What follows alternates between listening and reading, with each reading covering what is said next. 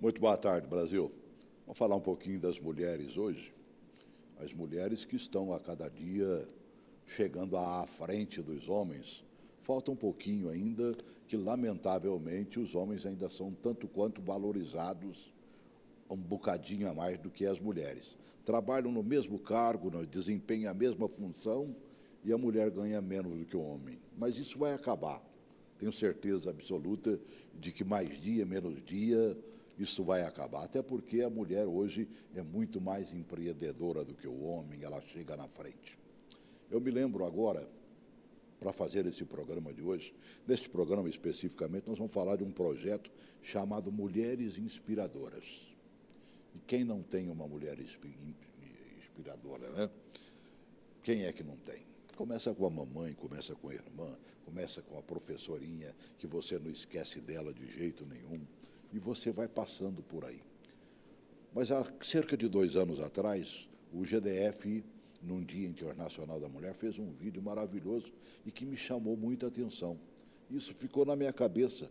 E aí, de uma professora que veio nos visitar dia desses, ela falou desta professora do projeto Mulheres Inspiradoras. Antes de apresentá-la aqui, coloque esse vídeo aí para que você conheça um pouquinho mais dela.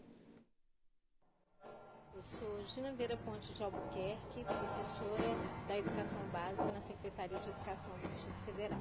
A escola sempre foi para mim um lugar de potencial para transformar a minha história. Eu criei uma página numa rede social para conhecer melhor os meus alunos, para me aproximar deles. E, numa dada situação, eu me deparei com um vídeo produzido e postado por uma aluna de 13 anos, no qual ela se apresentava dançando. O vídeo teve um teor sexual muito forte, que me incomodou. Eu fui estudar mais sobre aquilo e entendi que aquela menina, para se sentir valorizada e apreciada, ela estava reproduzindo o referencial feminino da mulher, sempre medida pelo quanto é sexualmente desejável e pelo quanto corresponde a um determinado padrão de beleza. E aí eu pensei, se os nossos alunos estão tomando para si esses referenciais, que tal se a gente apresentar outros referenciais para que eles se inspirassem? Assim surgiu o projeto Mulheres Inspiradoras, que partiu desse princípio. A gente propôs o estudo da biografia de 10 grandes mulheres que escreveram seus nomes na história da humanidade do Brasil, como Anne Frank, Malala, Cora Coralina, Irena Zendler, Nise da Silveira, Zilda Arnes, Rosa Parks, Lígia Fagundes Telles, Maria da Penha. Depois, a gente propôs que eles conhecessem mulheres da nossa comunidade em Ceilândia, que têm feito contribuições relevantes para a nossa cidade. E na última etapa, eles foram convidados a escolherem a mulher inspiradora da vida deles. Foi uma maneira dos meninos perceberem como as mulheres realmente são o sustentáculo da sociedade e como essa representação que diminui a mulher é uma representação negativa da qual a gente deve se afastar. A beleza das histórias foi tão extraordinária que a gente decidiu transformar num livro para que a gente possa eternizar a contribuição dessas mulheres e possa ter inclusive um material didático para ser usado em sala de aula que nos permita discutir a temática de igualdade de gênero. A gente conquistou o 4º Prêmio Nacional de Educação e Direitos Humanos, conquistamos o 8º Prêmio Professores do Brasil, o 10º Prêmio Construindo a Igualdade de Gênero e o 1º Prêmio Ibero-Americano de Educação e Direitos Humanos. Com o projeto Mulheres Inspiradoras, a gente teve ainda mais consciência do quanto o machismo é presente na nossa cultura. Quando a gente lê as histórias das mulheres, em todas elas aparecem marcas do machismo, que impôs a essas mulheres situações de violência, de privações, de violação de direitos. Eu acredito que a educação tem um papel fundamental de formar as novas gerações para desconstruir aspectos negativos da nossa cultura, e o machismo é um dos principais deles. A gente precisa dizer que desconstruir o machismo não é uma coisa positiva apenas para as mulheres. Todo mundo perde com o machismo. Os homens também perdem, porque a cultura machista é cruel, inclusive, com os homens, quando estabelece algumas imposições para eles. O meu sonho é que a gente realmente tenha um mundo pautado pela igualdade, onde todas as mulheres se sintam livres para exercerem seus direitos, não sejam submetidas a situações de violação e possam ter uma participação mais efetiva nos espaços de poder, porque certamente quando a mulher entra para a política muda.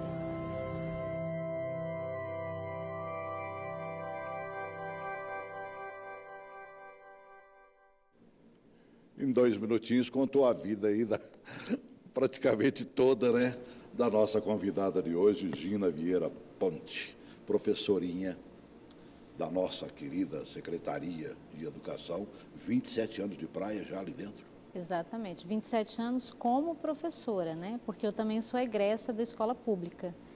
Toda a minha educação básica foi feita... Eu vi na fotinho, né? Aquela foto era muito comum naquela época, né? Exatamente, era clássica, Tirava né? a gente, aparecia um fotógrafo lá, ganhava algum, com certeza. Exatamente. Né? E o aluno queria porque queria a foto. Sim. O pai tendo dinheiro ou não tendo dinheiro, a mamãe tinha que ir lá comprar a fotinho. É verdade. Né? Que escola que era aquela mesmo? Escola Classe 27 de Ceilândia, onde eu fiz da 1ª à 4ª série do ensino fundamental. Que foi também a escola que eu considero um marco na minha vida, porque foi a escola onde eu encontrei a professora Creuza. Exatamente naquela foto que aparece, eu tinha 8 anos de idade.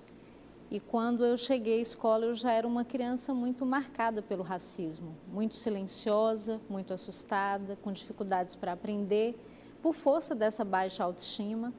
E tive o presente de ter uma professora negra, que foi extremamente afetuosa, que me acolheu integralmente, entendendo todas as minhas fragilidades, se empenhou para que eu aprendesse.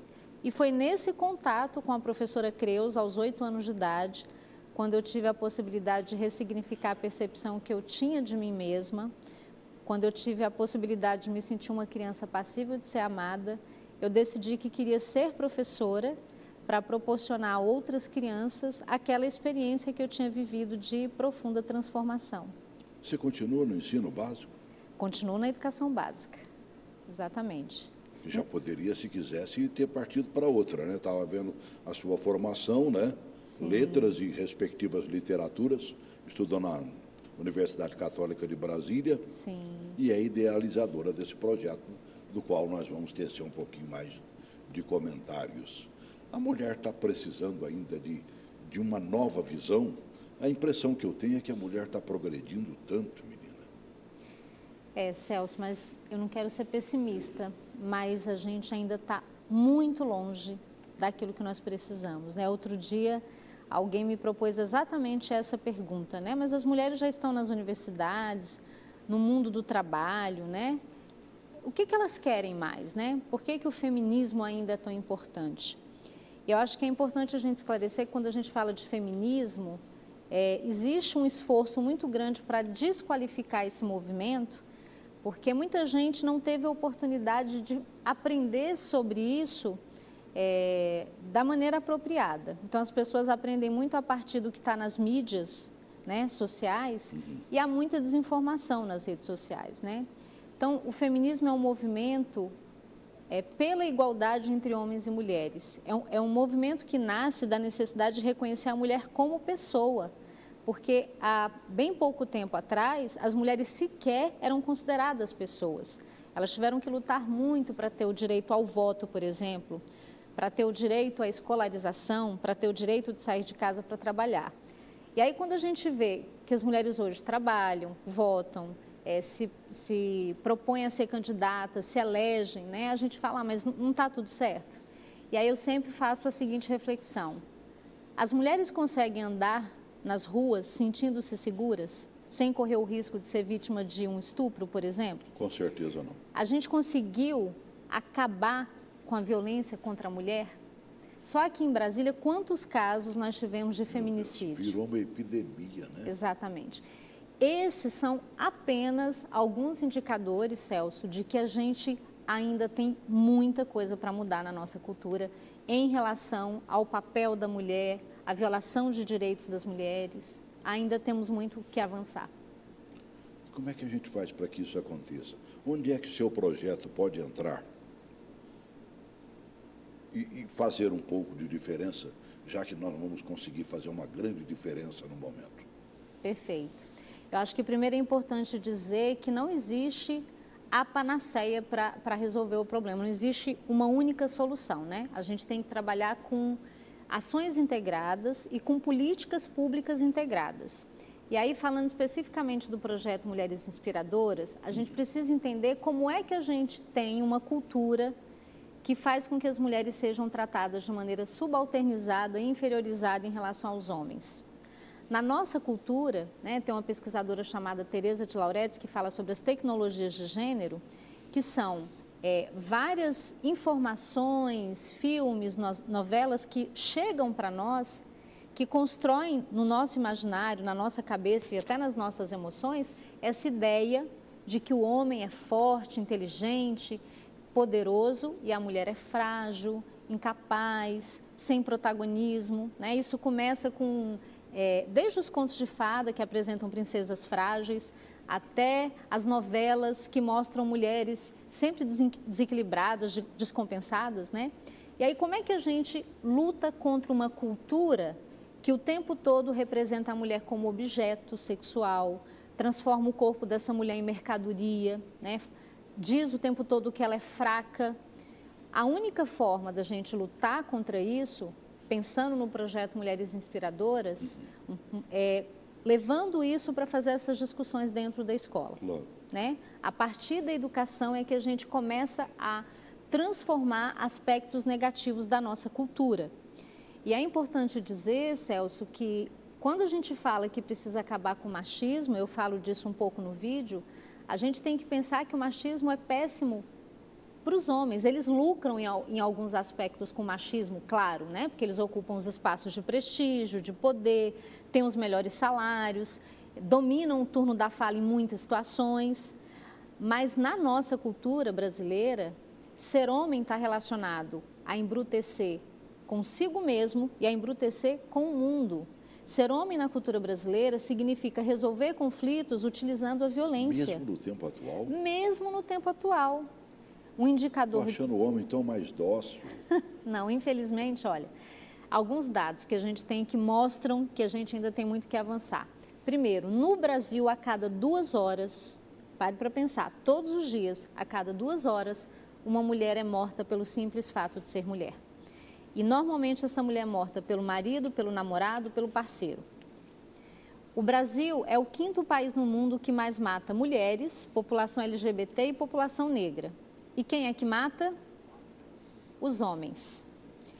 Então, o machismo é péssimo para as mulheres e péssimo para os homens. E o que a gente propôs no projeto Mulheres Inspiradoras? A gente partiu da ideia de que a nossa cultura está saturada, ela está contaminada com essa representação da mulher como objeto sexual. Os grandes ícones que aparecem na televisão e que formam a identidade das meninas e dos meninos são de mulheres hipersexualizadas, dentro de um padrão estético, que estão expondo o seu corpo para vender um determinado produto. Isso é muito ruim para as nossas meninas, porque passa para elas a mensagem de que o único valor que nós temos como mulher é o valor de objeto sexual. O único caminho é esse. O único caminho é esse. E aí, no projeto Mulheres Inspiradoras, a gente apresentou mulheres fantásticas da nossa história, né? Mulheres que fizeram contribuições para a história do mundo, para a história do Brasil, mas também mulheres daqui de Brasília, mulheres de Ceilândia, essas mulheres que fazem uma revolução silenciosa, que são o sustentáculo da nossa comunidade e que muitas vezes a gente não percebe. Você trouxe alguns dados aí, não sei se você acompanhou, mas deve ter acompanhado. Teve um grupo agora da Comissão de Direitos Humanos da OEA visitando o Brasil. Sim. Encerraram essa visita agora recente e eles fizeram um relatório preliminar. Perfeito. E nesse relatório, para variar, só tem o que não presta. Meu Deus do céu. Bote aí, eu acho que vale a pena entrar nesse contexto do nosso bate-papo aqui. Por favor. 23 anos depois, a Comissão Interamericana de Direitos Humanos voltou ao país a convite do governo brasileiro. Durante uma semana, a delegação visitou 8 estados e o Distrito Federal. Esteve com autoridades do governo, com representantes da sociedade civil e movimentos sociais. O resultado do trabalho preocupou os integrantes da missão. De acordo com os observadores, é preciso acabar com injustiças e desigualdades. A superlotação de presídios, a falta de apoio às comunidades indígenas e quilombolas e o aumento da violência no campo e nas cidades são graves violações aos direitos civis. Eles temem que medidas de austeridade fiscal do governo acabem com políticas sociais que atendem os mais pobres. A comissão pediu que a justiça seja feita para as mortes da vereadora Marielle Franco e do motorista Anderson Gomes. Marielle carregava no próprio corpo todas as pautas que os direitos humanos defendem, e acho que não só pelo que ela representava, mas por todas as bandeiras que ela defendia, por todas as causas que ela defendia, o caso dela se torna tão emblemático e sim simbólico diante do mundo para revelar o que a gente faz aqui cotidianamente. Nesse relatório preliminar, a Comissão Interamericana de Direitos Humanos faz 71 recomendações ao Estado brasileiro. Esse número de pedidos pode ser ainda maior.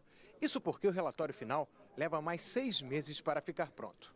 Para a presidente da comissão, alguns deturpam o significado de direitos humanos. Eles são para todos e não para grupos específicos, disse ela.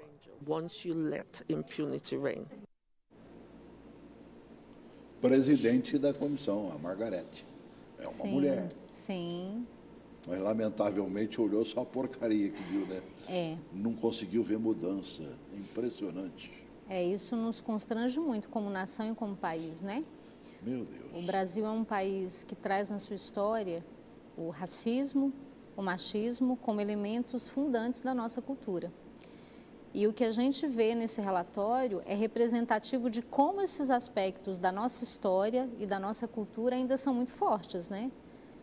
Quando ele anuncia a vulnerabilidade de povos indígenas, né? de quilombolas, da população negra urbana, isso é um indicador de que a gente ainda tem que lutar muito, né? E entender que isso não acontece espontaneamente. A gente tem uma história muito bonita dos movimentos sociais atuando em favor desses grupos minoritários, né, que sofrem uma série de violações de direitos, mas a gente precisa pensar em políticas públicas efetivas, a gente precisa pensar em destinação de recursos, né?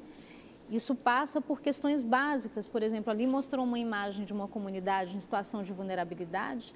Se a gente for olhar a quantidade de comunidades no Brasil que não tem acesso a saneamento básico, a rede de esgoto, água potável, o que isso representa em termos de perder a possibilidade de ter uma vida plena, de saúde, né? Se a gente parar para pensar na quantidade de mulheres a quem cabe a obrigação de cuidar da família sozinhas e elas não têm sequer um lugar adequado para deixar os seus filhos, a gente não tem uma política efetiva de creches públicas para essas mulheres, né? Então, o relatório da OEA, ele anuncia o quanto o Brasil ainda precisa cumprir o seu papel de construir, produzir e manter políticas públicas, né? Chamaram a atenção em 71 pontos. Isso ainda não concluíram os estudos, tanto é que, para concluí-los, a previsão é de que levam 6 meses para isso. Sim. Fizeram um relatório inicial com 71 pontos, professora. Que coisa de maluco. É muita coisa, né? É muita violação de direito que está em questão, né? E eu acho, Celso, que a gente está num momento histórico muito importante em que a gente corre o risco de ter alguns retrocessos, né? Você pode piorar? Sempre pode. Infelizmente, A ideia na minha cabeça é de que só iria melhorar. Não, infelizmente não. O que a gente está sentindo, por exemplo, mais recentemente, essa deliberação de uma redução de recursos, né, para a educação, por exemplo, quem é mais afetado quando eu tiro recursos públicos da educação? Quem são as pessoas que dependem da educação pública para estudar, para ter acesso ao saber formal, à profissionalização? É a criança pobre. É a criança pobre. Que os pais não têm condições de ir lá e pagar uma escola particular. Exatamente. Que se tivesse, pularia. Até porque, lamentavelmente, nós temos grandes escolas públicas, sim, mas são pouco divulgadas, e criar uma mentalidade de que estudar na escola pública é coisa de pobre realmente. Exatamente. No Brasil, infelizmente, existe essa lógica perversa de acreditar que as políticas voltadas para os mais pobres são as menos importantes. Quando a gente tem que pensar o seguinte, Celso, e aí eu vou citar um relatório muito importante, que é pouco conhecido, que foi lançado em 2016, que é o relatório do UNFPA, o Fundo da População da Organização das Nações Unidas. Eles fizeram um estudo sobre a situação das meninas no mundo. E eles perceberam que quando uma menina completa 10 anos de idade, isso é um marco na história dessa menina, Porque na maioria dos lugares do mundo, essa menina deixa de ser vista como pessoa e passa a ser vista como objeto passível de ser explorado. No trabalho doméstico... Aos 10 anos? Aos 10 anos de idade. No trabalho infantil, no casamento precoce, na gravidez precoce. E aí o que acontece com essa menina? Ela é afastada da escola, ela é tirada da possibilidade de ter uma formação, uma educação formal, uma profissionalização. Ela engravida precocemente e se perpetua um ciclo de pobreza. Só que isso traz um impacto para a vida daquela menina, para aquela comunidade, para o país onde essa menina vive. Então, falar de políticas de fortalecimento da educação pública, falar de políticas de promoção de igualdade entre homens e mulheres, é falar de transformação para todo mundo. É falar de um mundo melhor para todo mundo. A gente não pode achar que quando eu invisto na educação pública, eu estou privilegiando apenas a população pobre. Quando eu invisto, educação é isso, não é gasto, é investimento. Quando eu coloco dinheiro na educação, eu mudo a vida das pessoas, mas eu mudo também o país inteiro, né? Nações que mudaram no mundo foi única e exclusivamente via educação. Exatamente. Isso aconteceu com o Japão, isso aconteceu agora mais recentemente com os tigres asiáticos. O professor Cristóvão, que você conhece, gosta de falar sobre isso, dedicaram única e exclusivamente à educação, e o países que estavam submergidos, né, numa guerra que trucidou tudo, completamente acabou, ceifou a nação praticamente, é hoje um grande tigre asiático, como diz o outro, dando e vendendo dinheiro aí do jeito que você quiser. Exatamente. E eu gosto sempre de contar um pouco do meu caso, Celso, porque eu considero que a minha história ela é muito representativa da história da maioria dos brasileiros. Eu venho de uma família onde o meu pai era vendedor ambulante, não alfabetizado, e minha mãe era trabalhadora doméstica. Eu cresci num ambiente onde a gente não tinha sequer acesso a livros. Mas o que foi decisivo na minha trajetória?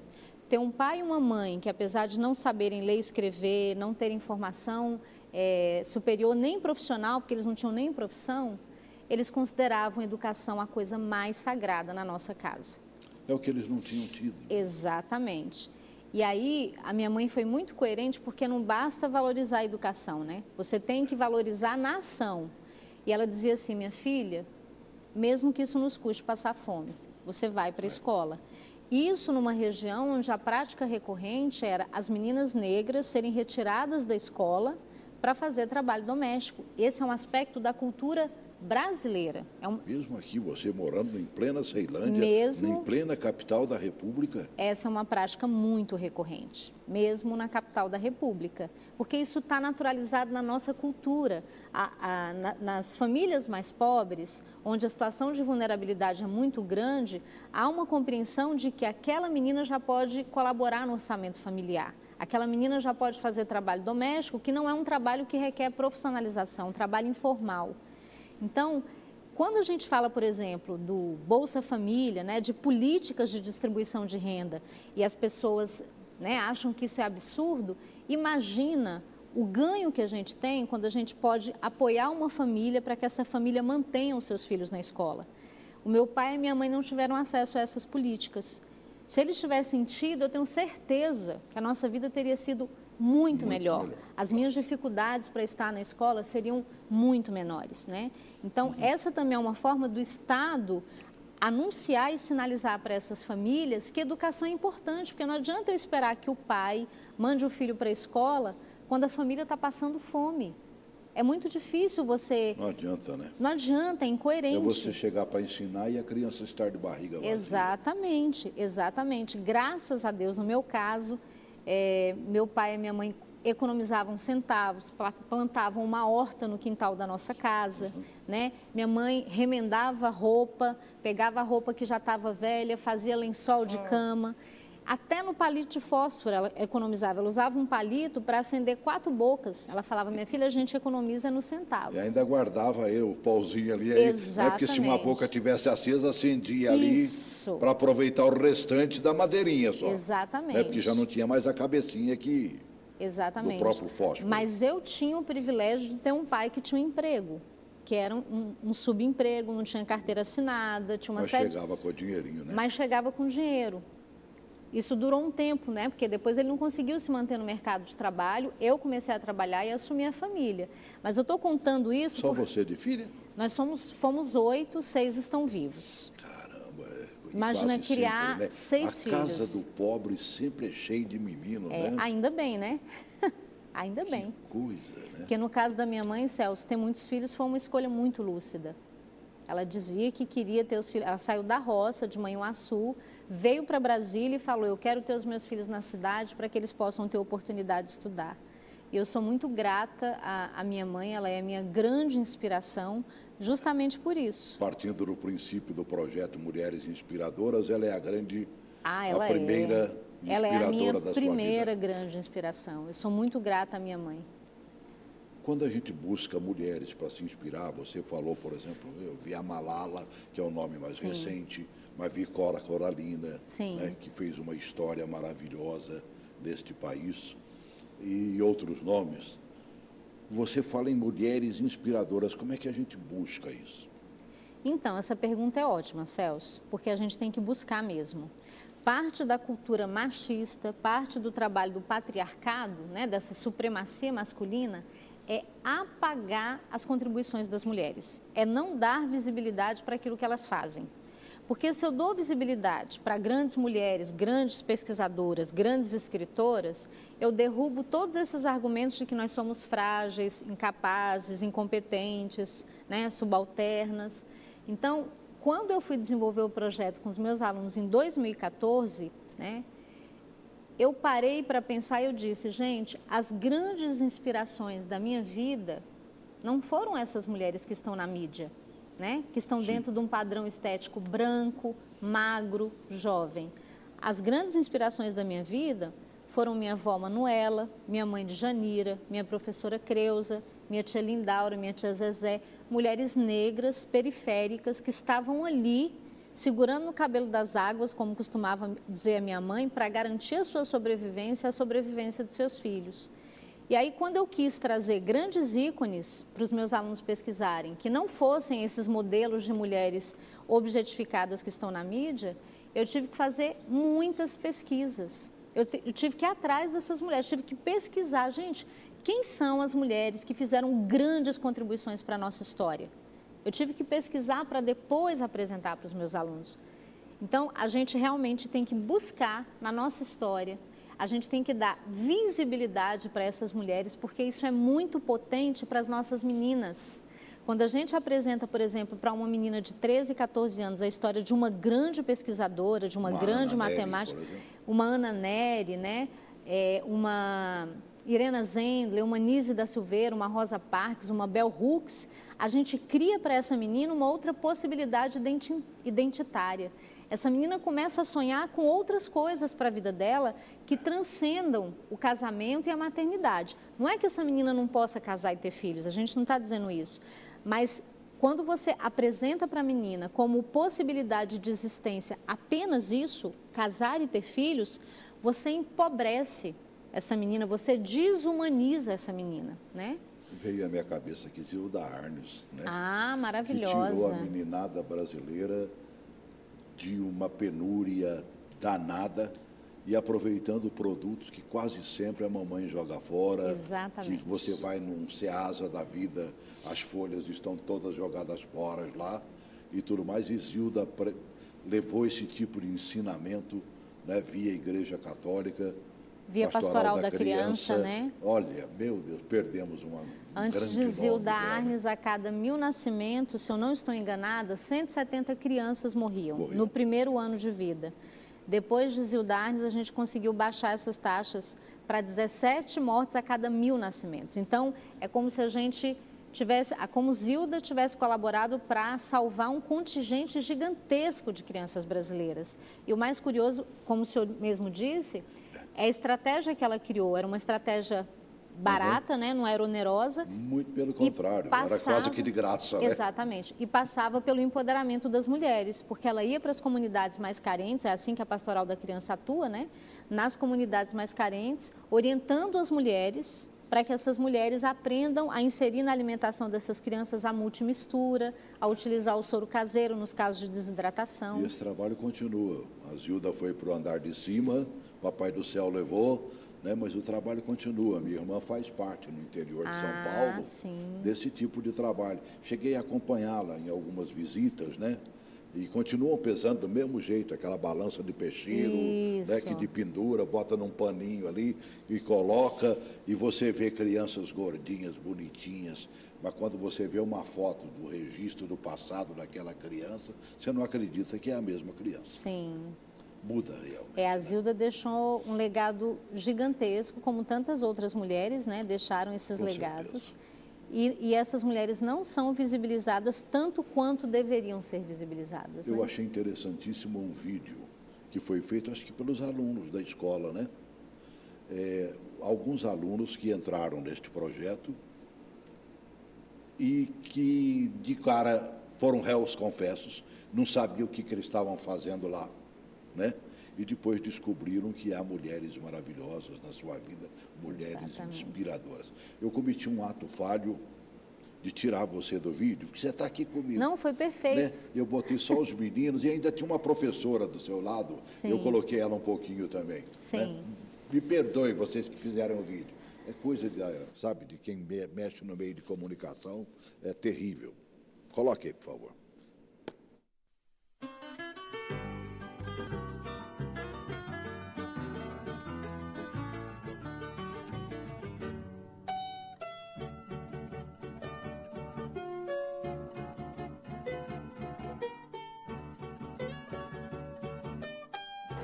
Uma mulher inspiradora para mim é uma mulher que é autêntica.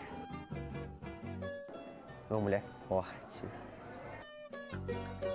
É uma mulher que é acolhedora, uma mulher que protege, que sabe lidar com as pessoas e sabe principalmente ensinar a quem deve ser ensinado. O projeto foi pensado para a gente trabalhar o uso consciente das redes sociais e o empoderamento da mulher. No começo, todo mundo não levou a sério. A gente começou a estudar 10 mulheres, a maioria a gente não fazia ideia do que elas fizeram.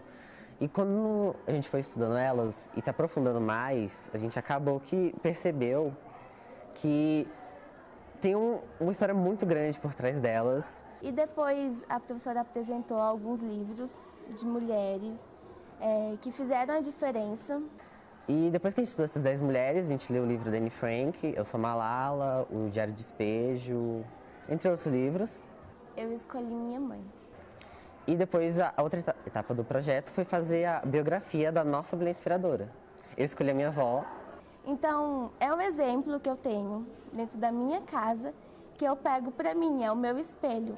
E se ela é o meu espelho, por que não a minha mulher inspiradora? Então eu escolhi ela.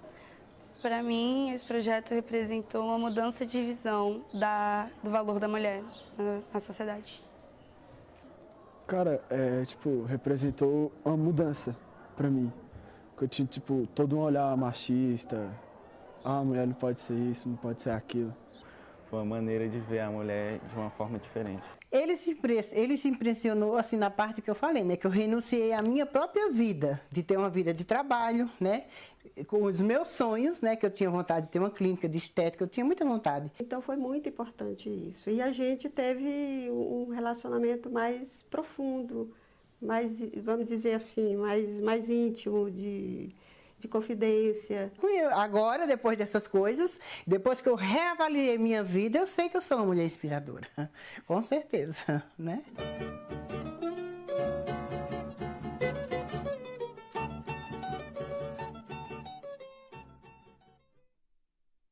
Ótimo.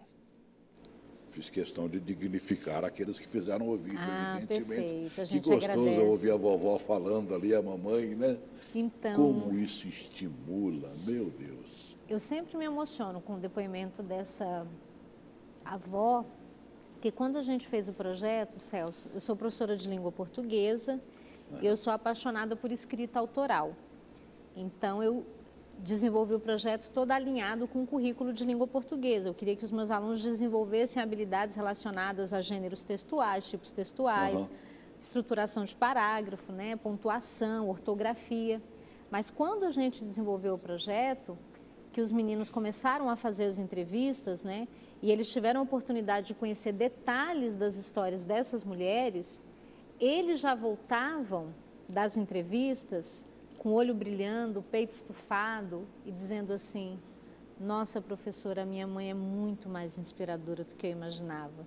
Porque eles foram descobrindo acontecimentos da vida dessas mulheres que mostravam o quanto aquelas mulheres eram fortes, resilientes, determinadas. Mergulharam na vida dessas mulheres, né? Exatamente. E para essas mulheres também foi feito um movimento muito bonito, porque os meninos me diziam assim: professora, quando eu cheguei com a carta que eu entreguei para minha mãe, dizendo que ela foi escolhida para ser entrevistada, porque é uma mulher inspiradora, a primeira reação de alguma dessas mulheres, Celso, era dizer assim: mas eu sou inspiradora? Euzinha. Né? Eu, essa mulher periférica, negra, trabalhadora doméstica, pobre, fora do padrão estético que a mídia celebra, eu posso ser uma inspiração para alguém? Né?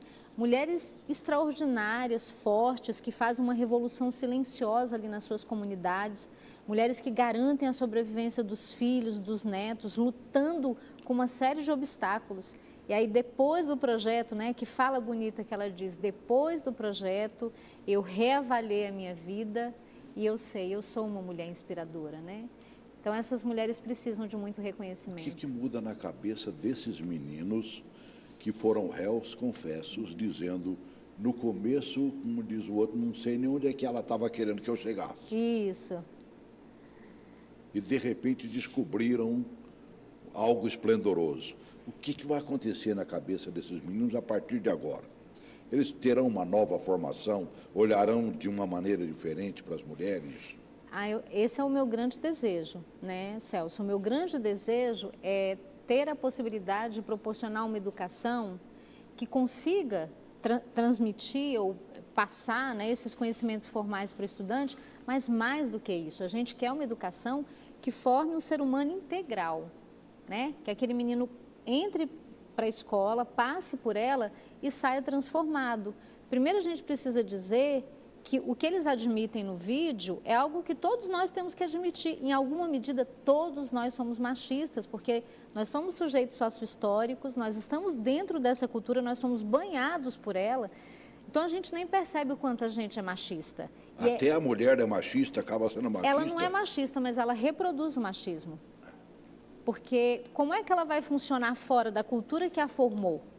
Né? Muitas vezes ela reproduz o machismo até para sobreviver. Né? Eu lembro, por exemplo, de algumas situações de violação de direitos que minha mãe sofria, e ela falava assim: minha filha, a gente precisa, nem que seja de um chapéu de um homem pendurado na parede, porque a sociedade só respeita a mulher quando ela tem um homem do lado. Então, isso é profundamente machista. Minha mãe tinha um entendimento disso. Ela tinha que lidar com essa realidade. Então, as mulheres muitas vezes reproduzem o machismo ou por falta de possibilidade de pensar de maneira crítica sobre isso, porque isso não chega para todo mundo.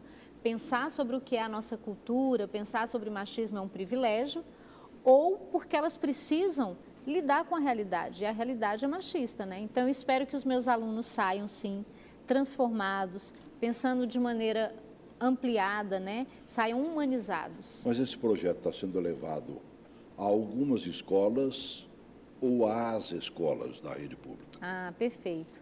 Então, em 2016, a gente conquistou o primeiro prêmio Ibero-Americano, que é um prêmio muito importante, né? Primeiro Esse prêmio... vídeo, inclusive, foi produzido à época. Exatamente. Né? Foi produzido para que nós fôssemos a Lima, Peru, representar o Brasil, por isso que isso é que estava ali. Isso, as legendas em espanhol. Perfeito. Nós concorremos com 18 países diferentes, conquistamos o primeiro lugar, e isso deu ao projeto uma enorme visibilidade e fez com que um organismo internacional, um banco chamado CAF, um Banco de Desenvolvimento da América Latina, que tem sede na Colômbia, se interessou pelo projeto e doou recursos para que ele chegasse a mais escolas. No ano passado, a gente chegou a 15 escolas públicas do Distrito Federal. A Universidade de Brasília foi nossa parceira, fez a avaliação do programa, sinalizou que a gente teve muitos ganhos, tanto em relação às mudanças na escola, como em relação à mudança na atitude dos professores e das professoras e dos estudantes. Nós alcançamos cerca de 3 mil estudantes, formamos 47 professores. E aí, em função desses resultados positivos, hoje o projeto Mulheres Inspiradoras é uma política pública da Rede Pública de Ensino do Distrito Federal, né? E a gente está presente esse ano em 41 escolas de diferentes regionais de ensino. E quem repassa isso lá? Então, como é que o projeto funciona? Para a escola ser uma das escolas contempladas com o projeto, a gente entende que o professor e a professora precisam sinalizar que querem desenvolver. É um projeto, Celso, que ninguém vai fazer na marra. A pessoa tem que se identificar com esses valores que o projeto traz. Educação em direitos humanos, equidade de gênero, uma educação onde o aluno seja protagonista, uma educação que se preocupe com a formação integral. Então, quando o professor tá muito alinhado com essa ideia, quando ele acredita nisso, ele chega para a formação, a escola dele é selecionada, ele chega para a formação, ele passa por uma formação que dura 1 ano, uma parte da formação é presencial, outra parte é à distância, e cada escola beneficiada vai receber um acervo, porque uma parte fundamental do projeto, a base do projeto é a leitura. Então, parte do projeto é ler, como os meninos disseram no vídeo, obras escritas por mulheres. Nunca tinha ouvido falar em Cora Coralina, né? Quando muito ouvi dizer de longe, não sei quem é. Exatamente. E vai conhecer a vida de uma mulher como Cora. Meu Deus. Exatamente. Vai ler histórias e ler textos que normalmente não chegam à escola. Então, nós levamos escritoras negras, como Cristiane Sobral, né?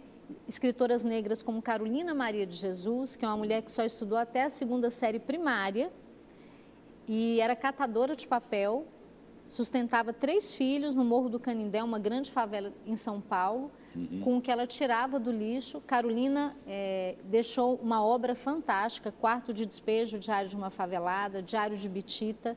E a obra de Carolina, essa mulher negra, semi-alfabetizada, é tão importante que ela já foi traduzida para 13 idiomas.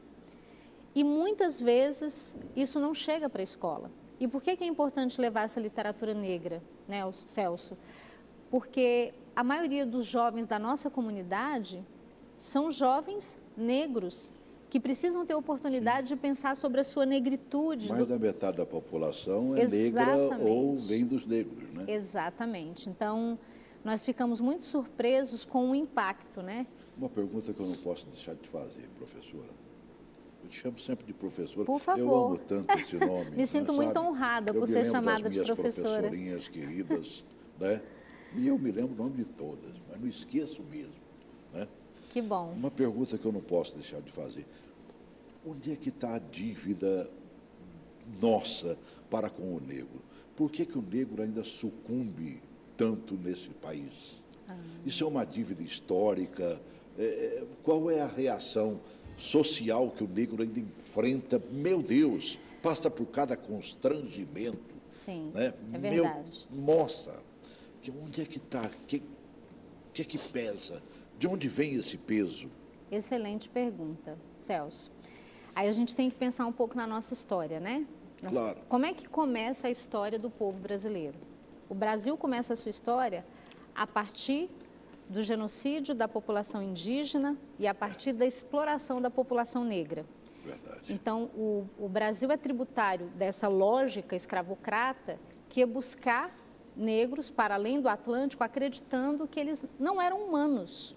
A lógica é que não eram pessoas, eram mercadoria, era animais. Animais de carga. Exatamente, que recebiam um tratamento muito pior do que o dos animais.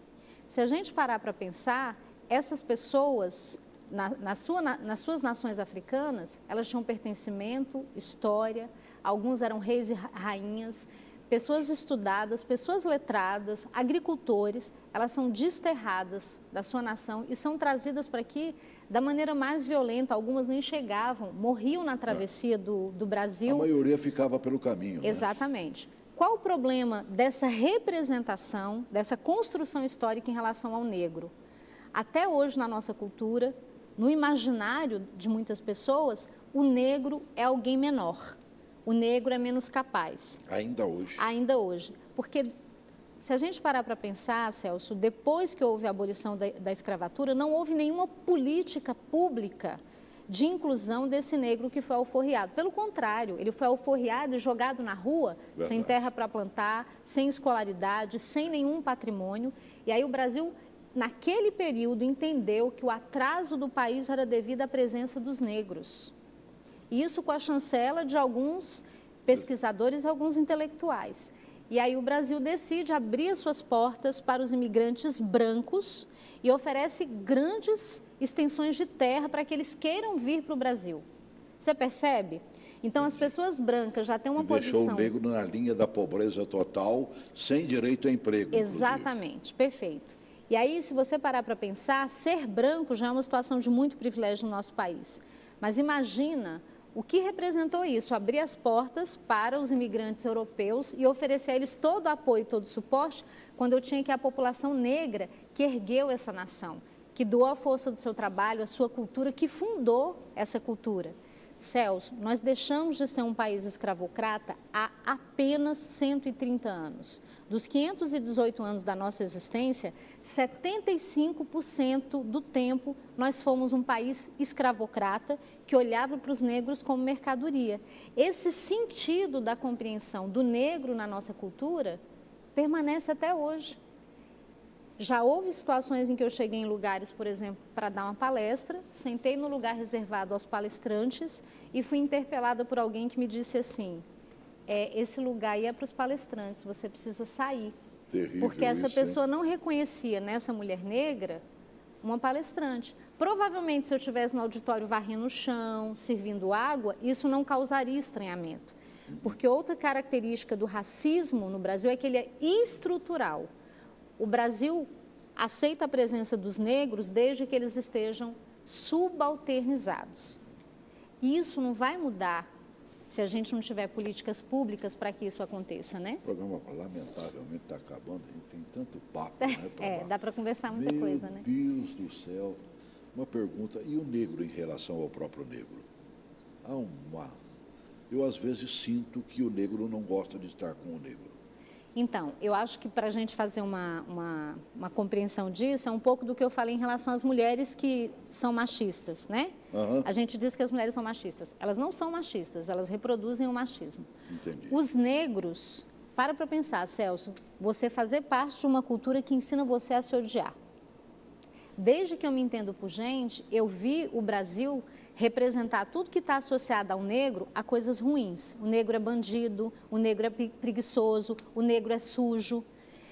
Poder pensar sobre o seu lugar de negro e sentir orgulho da sua negritude, afirmando essa negritude, não é uma coisa dada, isso tem que ser construído. Por isso que é tão importante que a escola aborde as questões étnico-raciais, para que a gente ensine aos nossos jovens a sentirem orgulho da sua negritude, porque esse país trabalha para a gente sentir vergonha de quem a gente é quando a gente é negro, né? É isso. Temos que mudar muita coisa. Temos. Temos que levar esse projeto de mulheres inspiradoras em todos os cantos e lugares, Exatamente. não só dentro das escolas. Exatamente. É verdade que na escola a coisa flui, né? A escola é um espaço muito potente, né? É o espaço mais potente para as grandes transformações que a gente busca. Que bom te conhecer, viu? Fiquei feliz, realmente. Que bom. Para mim foi um prazer também. Isso vai abrir as portas para a gente continuar esse papo, porque Ótimo. ficamos devendo demais. Vamos ter outras oportunidades para conversar, eu espero. Tá bem? Que é um assunto gigantesco, né? Tem muita coisa para a gente falar. Eu agradeço muito por vocês me receberem aqui, darem esse espaço tão importante de visibilidade para o projeto. Nós é que agradecemos a sua presença. Para mim foi um prazer. Você foi inspiradora. E te conhecer pessoalmente, que eu vi a minha infância inteira, adolescência, Você via, né? pela televisão, né? A gente está há muito tempo nesse pedaço, Então. graças a Deus. A mamãe e o papai também ligavam lá no Sim, programa, né? TV Brasília, que bom, né? TV Brasília, Exatamente. Tá vendo? Lembrou direitinho. Prazer, Celso, Viu? obrigada. Obrigado mesmo, de coração. Uma honra tê-la recebido aqui. Obrigada. Foi bom? Eu quero que seja muito melhor. A oportunidade não vai faltar da gente convidar mais uma vez a professora Gina para estar com a gente. História é o que não falta. E mulheres inspiradoras estão à nossa volta, à nossa frente, ao nosso lado, Se tem uma coisa terrível que eu ouvi antigamente, atrás de um homem tem uma grande mulher. Não, ao lado do homem e às vezes até à frente puxando o homem, porque há mulheres que são realmente poderosas. E quase sempre as mulheres, até porque enfrentam essa série de problemas, se elas não forem poderosas, fortes, elas não teriam sobrevivido. Teriam ficado como escravas do sexo e nada mais. Mãe é uma só, é a mulher. E Deus deu a ela uma coisa que o homem não vai conseguir. Vão tentar, estão tentando 1000 vezes, mas o direito de ser mãe passa pelo ventre materno, com certeza. Que ela te inspire sempre. Olhe do lado, a tua esposa é a mãe dos teus filhos. Um grande abraço.